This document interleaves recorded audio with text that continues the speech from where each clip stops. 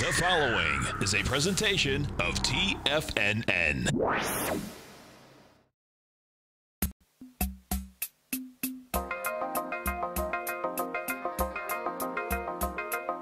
The Power Trading Hour with your host, David White.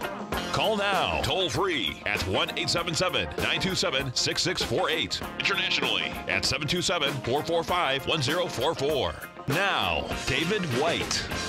And welcome all to another exciting edition of the Power Trading Hour with me, your humble, lovable, and squeezably soft host. The following takes place between 2 p.m. and 3 p.m. And S&P is flat. Dow, let's update these just in case. Dow's up 5, NASDAQ's down 4, Russell's off 9. And we've got kind of a market that's, I think, getting back to normal, where relationships between most of the major indexes are starting to work. As far as looking at the big picture out here today, volume's just under 4 billion shares. Just under. So kind of about what we've been doing the last couple of days on the upside. Did push higher, didn't really get much. Not a lot of sellers, even fewer buyers as we go higher. So it continues to be one of these markets that can be, although I'm not predicting it, I am telling you, though, if we do go lower, can be rather vicious in the fact that it doesn't go down that much that quickly, and allows people to get a little bit of that frog boiling scenario where they all think, it's just pulled back a little bit, it's just pulled back a little bit, it's just pulled back a little bit, and then pretty much the hook is set. And we'll go through a great deal more stocks today that are testing previous highs on lighter volume. We'll talk about Tesla, which was in the news. I think that's kind of interesting. We also see, I suspect, a market that is about, or was about as euphoric as could be, but I'm going to say even complacency is on a higher plane than we've seen for forever. We're also back up to previous highs. Most people, after that wicked pullback, said, if I ever get back up there, I'm going to sell. And what did we see? The same thing that we've always seen before is that it gets back there and no one sells. The market's pretty good at giving you some fairly large opportunities to sell, even after a giant pullback. I'm not saying that you should sell. I'm just saying that if you were in a stock, it pulled back rather wildly back into the end of December, and it came back up. And at that point, you said, I'm going to sell. I would have stops in right now. I mean, and not that far away. If you thought you should have sold when the market went down, why don't you think you should have sold when it came back up, where you said you thought you were going to sell it? Well, the history of the stock market is just that. It gives you almost always, well, I'm not going to say always, I'm going to say 80% of the time, in the long term, not in the short term, it gives you an opportunity to get out of the market. And guess what? Very few people ever take it. They don't learn the lesson that they learned before if they bought at the highs. Now, if you're sitting on a big, huge win, your stop doesn't need to be that close. But if you just got back to flat, I don't understand the reasoning of thinking, well, it's not going to go any lower ever again. But when I look at the stock market today, and I look at at news that probably should move markets a little bit more, it just rings to me of huge amounts of complacency. And that's the word of the day. It's bringing you the show, the sponsor of the show, complacency. Could be just the letter or the number of the day. brought to you by the letter C. I won't do the counting count, but I will tell you that, we pushed a little higher, not much juice, pushed a little lower, not much juice. The question is and should be, if we hit 2,800, we gave it up yesterday. We tried to go through it today. Still couldn't get a lot of people to jump out there. The question is, by the close, what do we see? And as far as I can see, just a tiny bit more sellers than there are buyers. And a great deal of the stocks that I'm looking at look like distribution at highs and very light volume with sideways action. So we'll continue to keep an eye on that.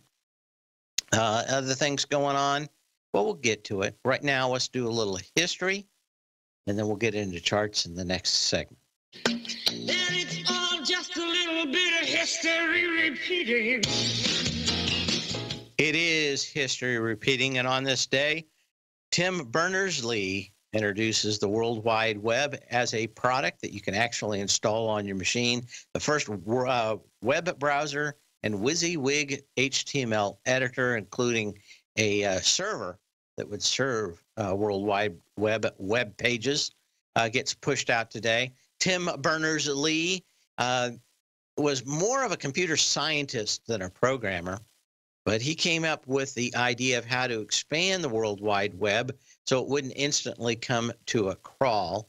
That is his claim to fame. Since then, he's shepherded most of the running of the World Wide Web through a number of consortiums, spent a great deal of time actually making sure that his idea grew to fruition, and still pretty a famous dude out there that comments from time to time.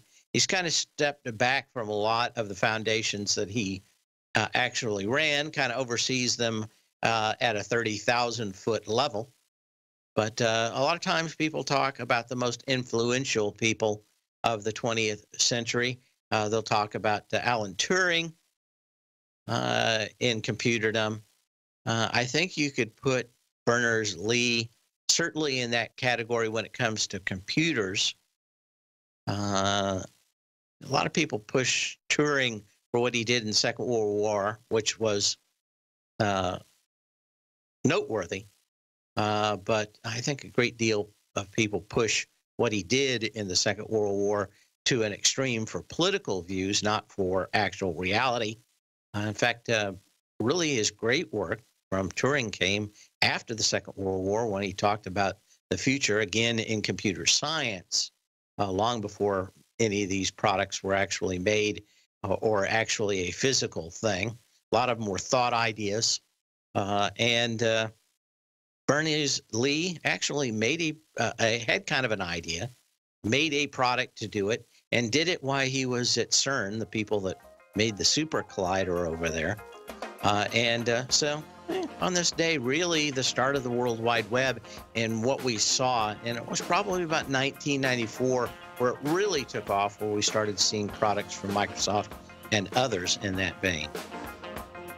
Anyway, just barely hearing the audio there. We'll be back in a minute.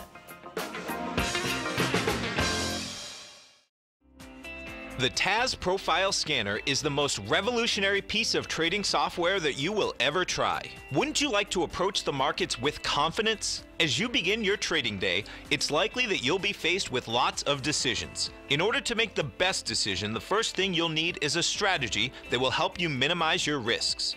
Whether we're in a bull or bear market, a good strategy is to have the tools needed to help you scan and analyze the markets before you trade.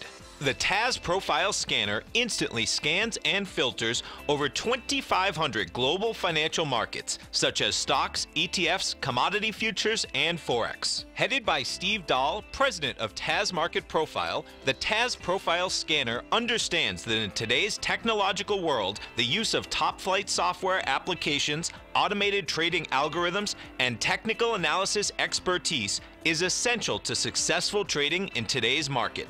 Whether you're looking at the trade matrix, the ETF heat grid, the market breadth, the landscape charts, or the many other features of the TAS Profile Scanner, this is a piece of software that will revolutionize how you look at the markets and set up your trades. The team at TAS has even put together a 12-part video series to walk you through every aspect of the TAS Profile Scanner, which you can find directly on the TAS order page at TFNN.com. Sign up now for only $97 a month with a risk-free 30-day trial, so you have nothing to lose and everything to gain. See for yourself how you can harness the full power of the TAS Profile Scanner by visiting the front page of TFNN.com today, and you'll find the TAS Profile Scanner under the Services section.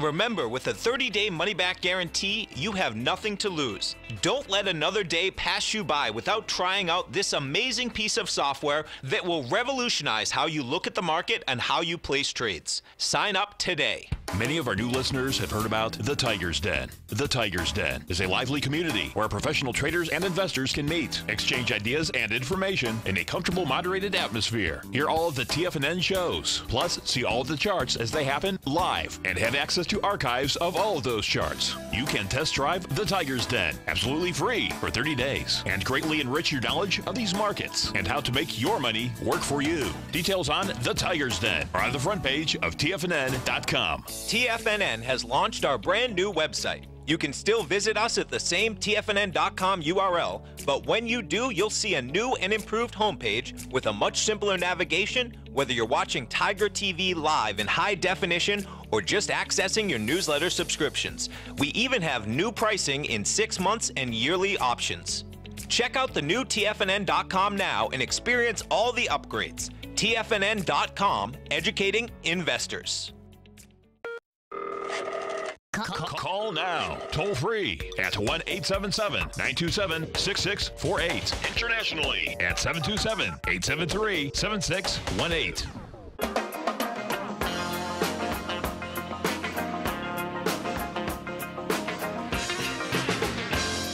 And Tesla, after the bell last night, got hit. In fact, you were down to about, I think, 282 after hours last night. It's pretty much recovered. But you've got a market where the faithful in Tesla just don't care anymore. Doesn't matter how much money you talk about how that they have to borrow to build plants. It doesn't matter that there are 110 new vehicles coming in 2019 and early 2020 to compete with them. It doesn't matter that they lost all their extra $10,000, $15,000 per unit tax credits here in the United States. It doesn't matter that they catch on fire and they burn. Literally, nothing matters to the faithful of Tesla shareholders. And again, there have been stocks like this before. Most notably, I haven't seen the kind of fervor. You saw it in Apple, but there was a product without a lot of competition that showed that it had margins that could produce products in volume, that had basically all the questions answered. And you could say, hey, maybe it's a little higher or lower. Not whether or not it's worth a lot of money or zero, which is kind of the question that everybody has in Tesla now. It's not whether or not it's worth a lot of money. Is it worth a lot of money or nothing? And those all or nothing kind of things seem to draw a certain kind of trader who rejects reality and inserts their own. The problem I have is that, yes, could temporarily you see higher prices in Tesla, mostly because of fairly high level of short sellers in it.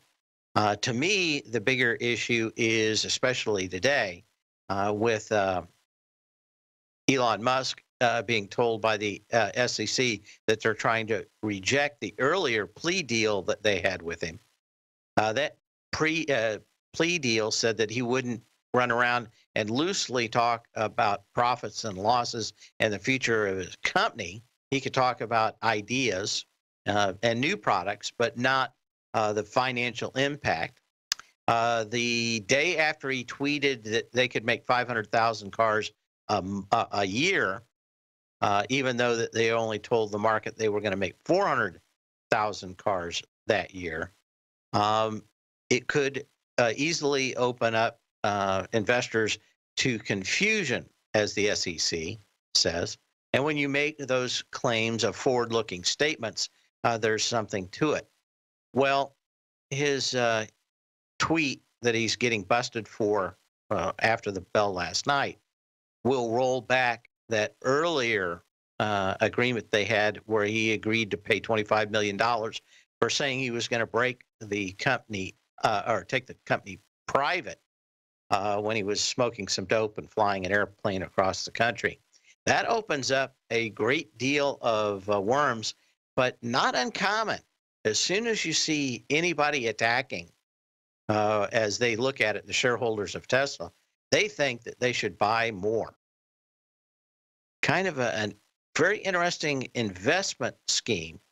In my opinion, though, Tesla has been and will be for a while in a giant distribution mode, as most of the people on Wall Street know that financial issues eventually rule the day, not in the short term, but in the long term.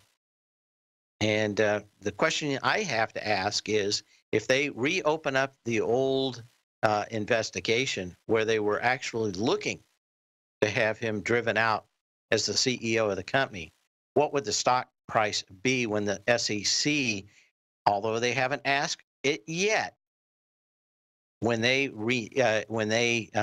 unwind the earlier deal?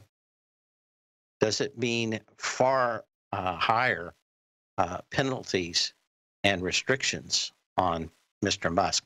Supposedly, he was supposed to have people proofreading all his tweets before he sent them out, making sure that he didn't violate any of the safe harbor agreements for company executives. And of course, certainly that tweet a week ago on Friday, which instantly saw, what was that, on Friday? During that week. The next day saw the CFO resign after he'd come back, being retired for a number of years, been there 2 months, and instantly said that he was resigning yet again. An interesting tale that probably is going to be almost Shakespearean in nature, in my opinion, when it's all over. You can give me a call at 877-927-6648. You can also email me at path@tfnn.com or put a message in the den. What else do we have going on? Well, we certainly have a market that's off $1.50 on the S&P cash, but more interesting to me that it wasn't easily able to get back above 2,800. Now, maybe we see a little push at the end of the day. I don't think so, though. This market looks like it's got a lot of complacency, very few shorts, except in a handful of stocks, and a lot of people not believing that the market can go back down because of what Chairman Powell said. I will also give this opinion, and that is Powell was out speaking before right at the open of the bell this morning, and basically said we can do whatever we need to with bond repurchases if things become an issue. Well, that when I read it, seemed contrary to what he said before, which is that we were going to reduce those bond purchases. And again, $50–60 billion a month really makes a difference. But first it was he's kind of weaseled down the road on that one. First it was we were going to reduce them. Then it was we were going to apply and get a panel, a red letter or a blue label, a blue ribbon panel to take a look at it.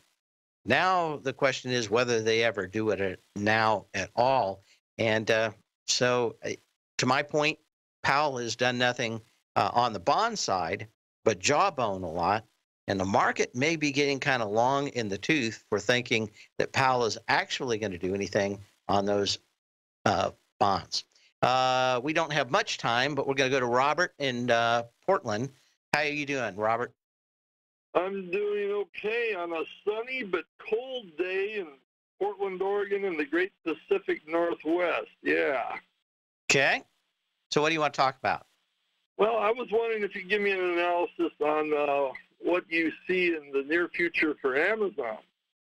Well, we do have a huge sideways action. We're going to go to break. Can you hold through? We'll talk more about it on the other side. That'll be fine. Okay. Well, we're going to go to break here. We'll be back. Yeah, there's a couple of things, and they tend to be more organic than market-oriented, and we'll get to those when we return.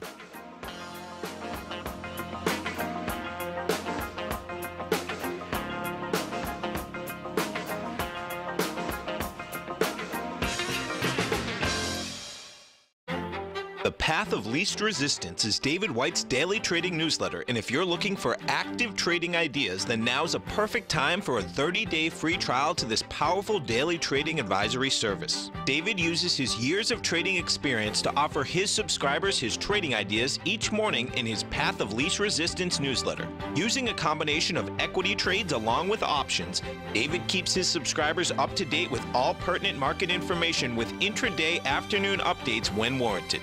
Don't miss out on this great chance to get a 30-day free trial to David's daily newsletter, The Path of Least Resistance, with no obligation to pay anything. David has been delivering solid recommendations for his subscribers recently, and if you'd like to see the type of newsletter he delivers every morning, then visit the front page of TFNN and you'll find the Path of Least Resistance under Trading Newsletters. For all the details and to start your 30-day free trial today, log on to TFNN.com now. Hi folks, Tom O'Brien here. If you'd like to get my daily newsletter, Market Insights, then now is a great time to sign up for a 30-day free trial. Every morning by 9:30, I send out my morning letter to subscribers with market commentary on a variety of markets, currencies, and commodities to keep investors up to date on the day's trading action. Included in Market Insights are specific buy and sell recommendations for stocks, ETFs, and even options, with stops and price targets included for every trade in my newsletter. If you'd like to try my newsletter risk-free for 30 days, then head over to the front page of TFNN and you'll find Market Insights under Trading Newsletters. I use my years of trading experience to bisect and dissect the market every morning and give my subscribers the most important information they need to know for the day ahead. I even issue afternoon updates for my subscribers whenever warranted with important market action. I'm always scouring the market for the next great trading opportunity. Sign up for your 30-day free trial to my daily newsletter, Market Insights, today by visiting the front page of TFNN.com. Wow! Go get 'em, folks. TFNN is excited about our new software charting program, The Art of Timing the Trade Charts. In collaboration with Tom O'Brien and using his best-selling book, The Art of Timing the Trade, Your Ultimate Trading Mastery System, David White has programmed an outstanding piece of software that will complement any trader's methodology. Using this first-of-its-kind program, The Art of Timing the Trade Charts allows you to scan thousands of stocks for Fibonacci formation setups, including Gartley's, ABC's, butterflies, and much more. The Art of Timing the Trade Charts is designed to help you when scouring the markets for stocks just beginning to form the trading patterns that many investors spend days, weeks, or even months searching to find. And right now, we're offering licenses available at only $79 a month. We are so confident that you're going to love this new charting software that will even give you a 30-day unconditional money-back guarantee. Don't miss out on this incredible new piece of software. Get your copy of The Art of Timing the Trade Charts today by visiting TFNN.com. This segment is brought to you by Think or Swim. For more information, just click the Think or Swim banner on the front page of TFNN.com.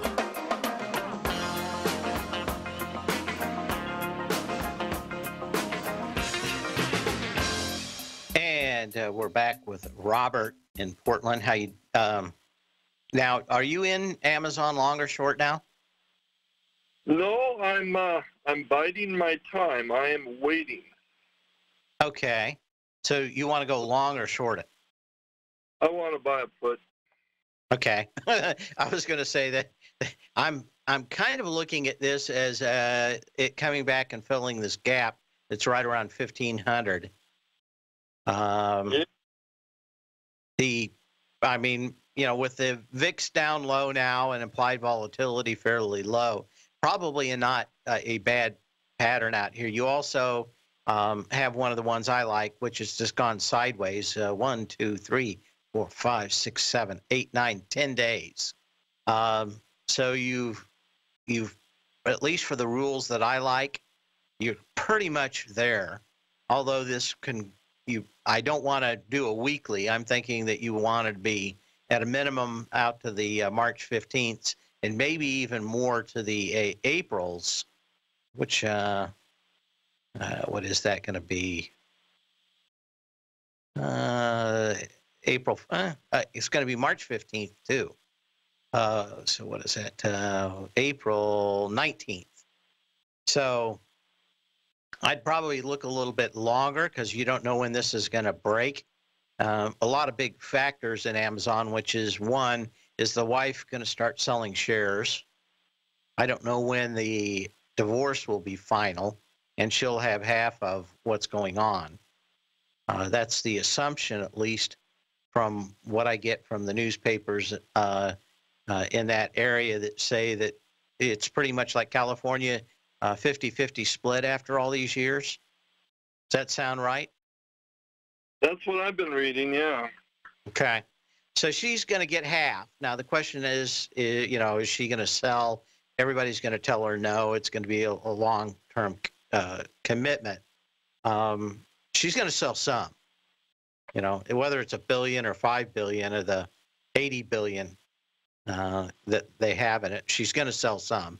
If she's got any advisor worth her salt, she's going to take out at least probably $5 billion. I think the market's looking at that already. It may be more, depending on how ticked she is at Citizen Kane Bezos. So that 1,500 area looks to me fairly decent. Bezos himself has said that he's going to up spending. And generally when he says that, the stock does pull back. That it going sideways here, I see a lot of stocks doing that, and that generally back close to highs is distribution, and at lows, of course, is accumulation. So it looks to me like it's going sideways out here. I think you could see a pullback in this one on a longer-term scale, maybe back to next September. But, in the next conference call, if he decides to shut off spending, that could be fairly significant. But I think for probably the next 3 months or so, at best, you go sideways. At worst, you go back down to that 1,500 level. And, of course, the one thing that's out there is whether or not the U.S. Justice Department finally, from what I've heard, has a lot of internal discussions about what they're going to do about antitrust. I mean, between Google and Amazon, it's hard to make a case for two stocks or companies that are more in the crosshairs of actually getting antitrust DOJ action started. And you'll probably get a fairly decent hit when that happens. But the problem is those last 2 or 3 years, they generally don't resolve themselves overnight. And so you could have, Amazon, after running since about 2010, could have a very long and protracted sideways action. But I'm just going to give what I can see, which is certainly looks to me like after the distribution is done here, you could go back to 1,500s. What were you thinking of buying for the strike on a put? I like to try to buy either somewhat in the money or barely out of the money options. I see those as having a much greater percentage chance of success. Yeah, are you interested in the chance of success or the huge payout if you're right? Because generally options, you don't make a lot of money if you're just kind of sort of right. It's when you're massively right.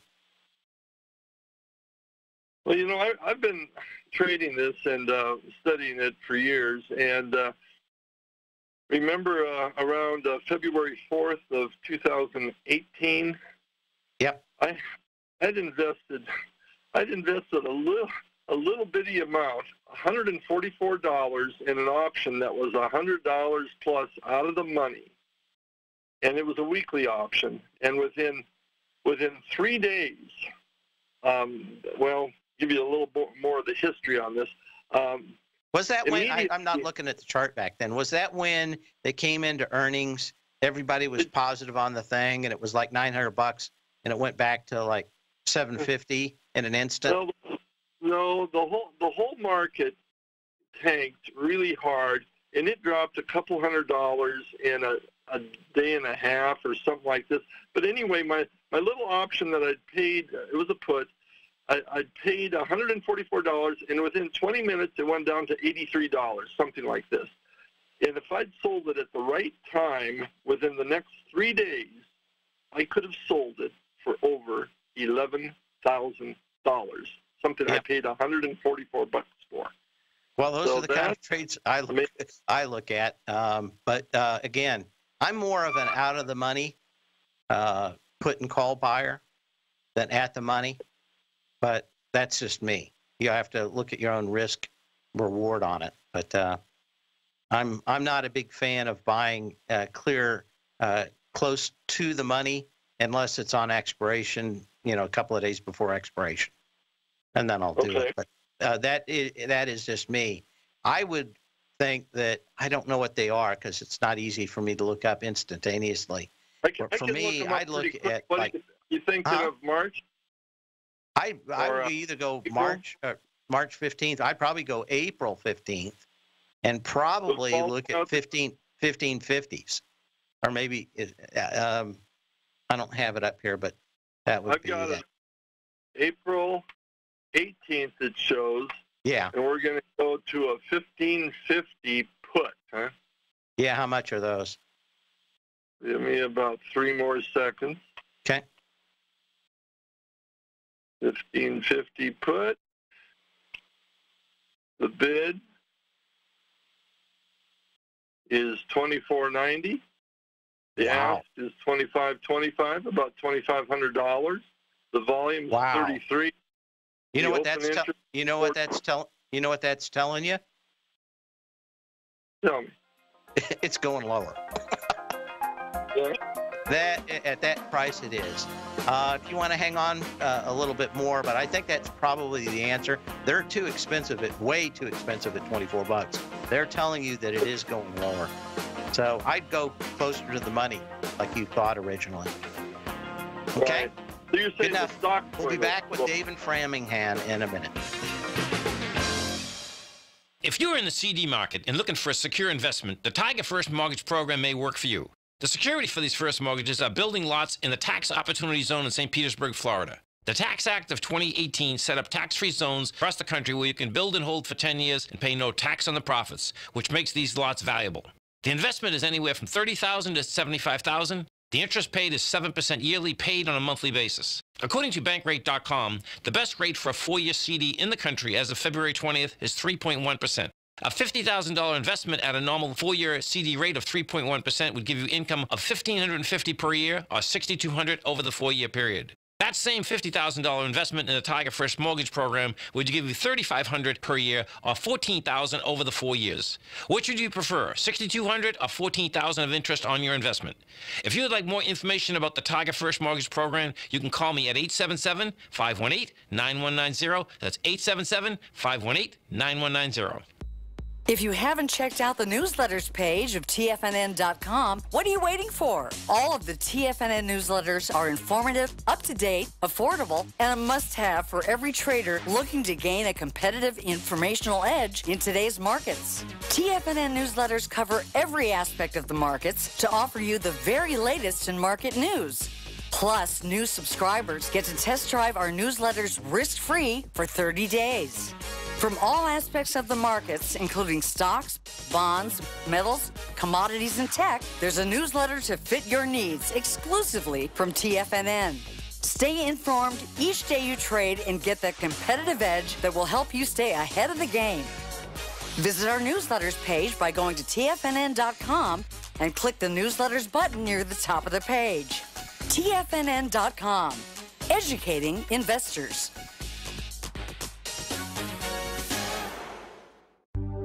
Will the S&P 500 continue to climb? For bold trades on U.S. large cap stocks in either direction, trade SPXL, SPUU, or SPXS. Directions Daily S&P 500 Bull and Bear Leveraged ETFs. Direction Leveraged ETFs. An investor should carefully consider a fund's investment objective, risks, charges, and expenses before investing. A fund's prospectus and summary prospectus contain this and other information about Direction shares. To obtain a fund's prospectus and summary prospectus, call 866-476-7523 or visit directioninvestments.com. A fund's prospectus and summary prospectus should be read carefully before investing. An investment in the funds is subject to risk, including the possible loss of principal. The funds are designed to be utilized only by sophisticated investors such as traders and active investors. Distributor Foreside Fund Services, LLC.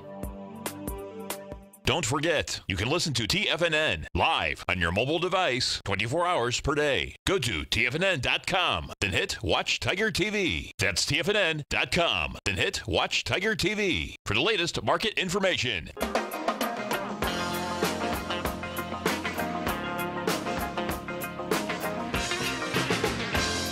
And we're back. We're up 3.5 points. We're going to go to Dave in Framingham. Are you there, Dave? Yes, I am. Thank you, David. Okay. I have a question. AKS. I had bought that around 225. Okay. It's up around 316. Do you see it getting back up to 5, the October highs? Or it may be more. Their earnings were pretty good when they came out. They expected a loss of 12 cents, and I think they came out with 8 cents probably. Yeah. Do you see anything happening? I mean, this thing's been going up on fairly slight earnings. When's their next earnings date? Around May. Yeah. I don't see a lot of juice in it, which is kind of tough. It's kind of like a boat out there with no wind. Which way is it going to go?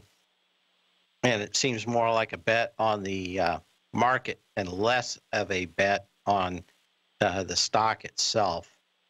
So I don't think it goes that much higher, and it probably doesn't go that much lower if the market goes lower. But I don't see a lot in this one from the last 7 or 10 days, maybe 15 days, back to the 5th of February. It's just going sideways out here. So I don't know how to say which way this thing's going. My first thought and blush when I looked at it is that this thing is just going to go wherever the wind blows. Yeah, I was just thinking if he came up with something with the trade on the steels here, if he mentioned something. No, I don't think the trade deal is going to be that much about AK Steel.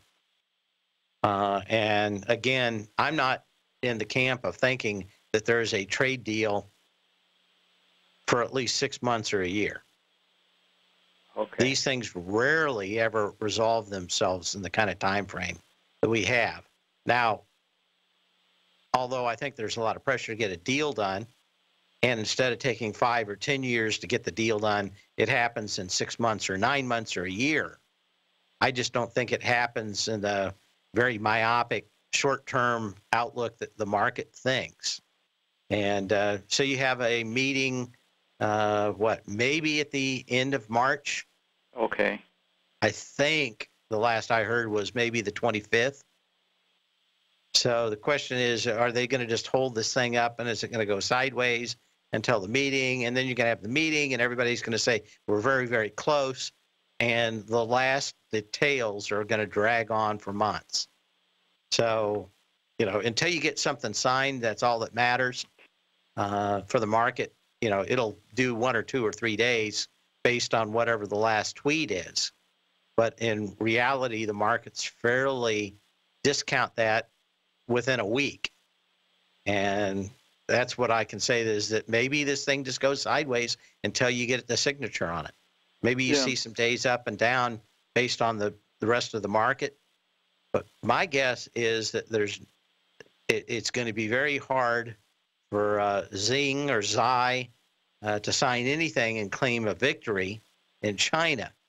And some way they need to organize it so what is basically a dictator of China now can come out looking good. Of course, he controls the media, so, you know. Yeah, I was just thinking that, you know, we try to get through the 2,800 about 3 times, I think, if I'm right. This is the fourth I don't time. see I get anything. a feeling that it's, my feelings don't mean very much, but it looks like, I think once we get through the 2,800, there'll be a heavy short covering rally. Once we get above the 2,800 on the S&P cash? On the S&P, right, 500. Yeah, I don't see that. You don't see that, okay. No. We've pushed a bunch of times up here on very light volume. And generally, when you have a lot of short sellers, the first thing they do is all book on the same day, right? And you get those huge moves.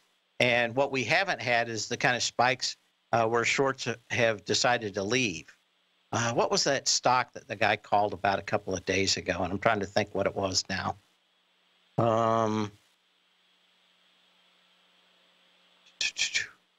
Maybe I can, can I think of it? I don't think I can think of it right off the bat. Oh, it was OLED. He called last week. I mean, this is what you get in a stock that's got 13 days to cover, right?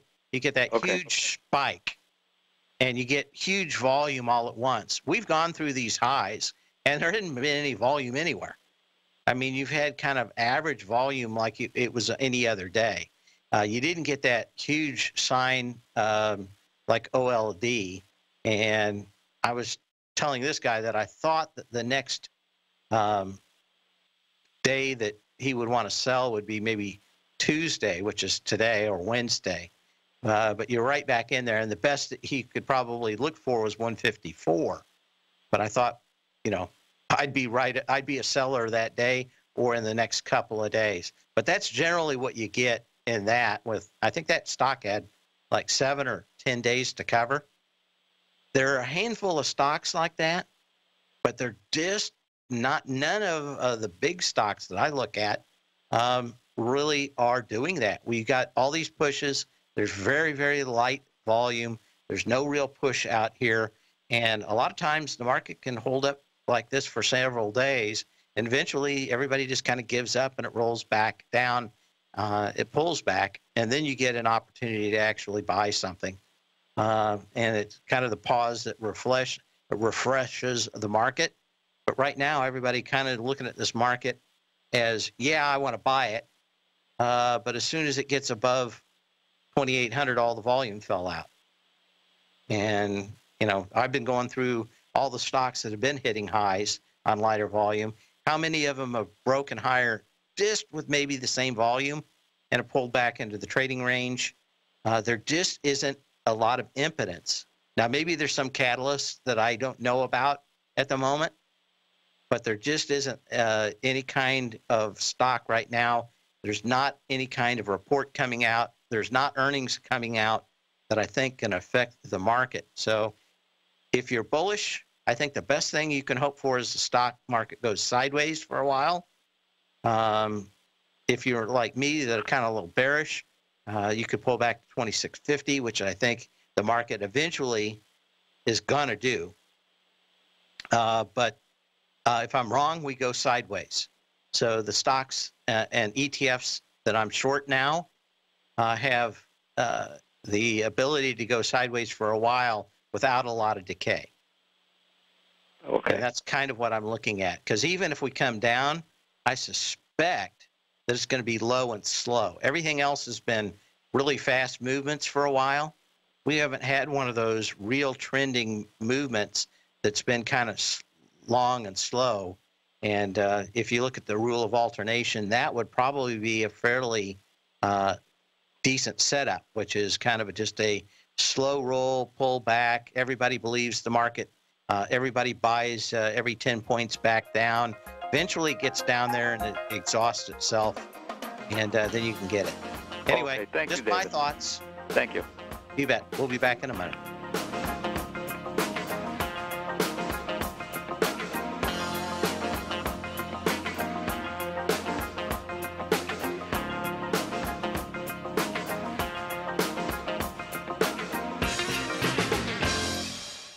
We both know you've got what it takes to crush your goals with the will to make it happen. So why haven't you accomplished it yet? For most, the answer is fear. Fear is that limiting factor that stops us from getting what we truly want, but it doesn't have to. That's why on Wednesday, February 27th from 5 to 6 p.m., I'll be hosting my one-hour workshop, Overcoming Fear in 5 Easy Steps. Hi, I'm Steve Rhodes, the 2018 Market Timer of the Year, author of Mastering Probability, and an expert in human emotion. Subscribers to Mastering Probability gain free access to this extraordinary workshop where I'll coach you how to bust through your barriers of fear. How you respond to fear is what sets you apart from the rest of the crowd. Look, this could be the most valuable hour we ever spend together. So come to the homepage of TFNN.com and begin your 30-day risk-free trial of Mastering Probability and take the next step towards the life you deserve. David White's newsletter, The Technology Insider, is focused like a laser on finding the next big things in technology. If you had invested only $10,000 in Microsoft in 1986, you'd have been a millionaire by 2000. Disruptive technology like Microsoft's is the key to these massive long-term profits, and the Tech Insider is the vehicle from TFNN to capitalize on these opportunities. This is the go-to newsletter that identifies, monitors, and profits on mostly little-known cutting-edge companies with great long-term prospects. David's experience is as an inventor of Emmy-winning animation products for TV and Hollywood that propelled a company public. Match that with 14 years as a full-time trader, and he's uniquely qualified to guide you through the light-speed world of ever-evolving high-tech. If you're ready to ride the next big technology bull market for less than $40 per month, log on to TFNN.com and get your 2-week free trial to the Technology Insider. Get in on the ground floor of the next big thing today. Since 1984, Basil Chapman has been using the Chapman Wave methodology to advise traders of his expert market opinion. While originally hand-drawing charts from the late 1970s into the 1980s, Basil noticed that prices under most circumstances virtually always had a certain number of legs to the upside before declining sharply. Later, Basil found that computer software, which included the standard market technical indicators, enhanced the degree of accuracy in calling price turns, as well as market trend calls. Thus was born the Chapman Wave sequence. Using the Chapman Wave methodology along with other indicators, Basil Chapman advises his subscribers of his expert market opinion each market day with his opening call newsletter. Right now, you can get a 2-week free trial to the opening call, Basil's daily trading newsletter, by visiting the front page of TFNN.com. Cancel at any time during that trial and pay absolutely nothing. Get your 2-week free trial to Basil's newsletter, The Opening Call, today by visiting TFNN.com. Catch Tom O'Brien, professional trader and educator, founder of TFNN. Also, a special guest on CNBC. Tom will bisect and dissect the markets. The Tom O'Brien Show, next on TFNN.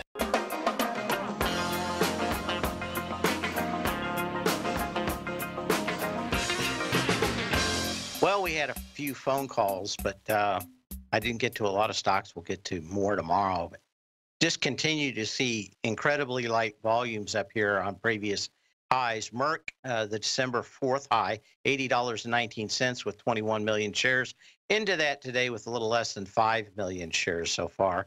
Volume has just been incredibly light throughout the show. In fact, we're doing just 4.5 billion shares as we get into the last few minutes, which means today's going to be an incredibly light day. Now, we did go down a little bit lower and then pushed a little higher, but to me, just kind of a very light amount of support here. We are at 2,800 on the S&P cash, so we're going to be up on very light volume if this trend continues into the close. Other things going on in the market, I wanted to look at SWK, which is Stanley Black & Decker. We brought this up a few days ago about a lot of these stocks rolling over at highs on light volume. This one did reverse its course yesterday. You got a little lower out here today, but again, just no oomph at the highs on so many of these. December 3rd, this had 2.6 million shares at 139.45. You got to 139.90 yesterday. Instantly reversed course on 1.1 million shares. Kind of the story of the market. And again, down, you got a little doji out here today, not the end of it. But I continue to think that this market does give a lot of signals that we're having kind of reversals in this market, regardless of what the Fed is talking about. Materials sector, one of the ones up here that came up with no volume, but did have a big push back here on the 20th. Not quite getting to the highs, came up with 11.3 million shares, but yesterday you were back up into that 5.6 million share high on 6 million shares. So 6 million to 8.5. There's just not a lot of juice. But one of the other things that disturbs me is, we're done. Larry Pesavento has just started his brand new service, Fibonacci 24/7, and he's already delivering content to his subscribers on a daily basis when the market's opened and even on weekends. Each Monday, you'll receive Larry's written report that provides detailed commentary and a summary on the charts and videos that Larry sends out. And throughout the week, when warranted, Larry will send out via charts or videos or both the key markets that he is watching during the day. This will be up-to-the-date, active trading information that will help you in your daily trading. In Larry's first week alone, he sent out 25 charts, 6 videos, and a full report to his subscribers in just 1 week. If you're a technical trader that uses patterns and retracements to trade, then Larry's service Fibonacci 24/7 is something that you must try. Right now, new subscribers can get a full 30-day money-back guarantee. With nothing to risk, sign up now to Larry Pesavento's Fibonacci 24/7 by visiting the front page of TFNN.com under Trading Newsletters.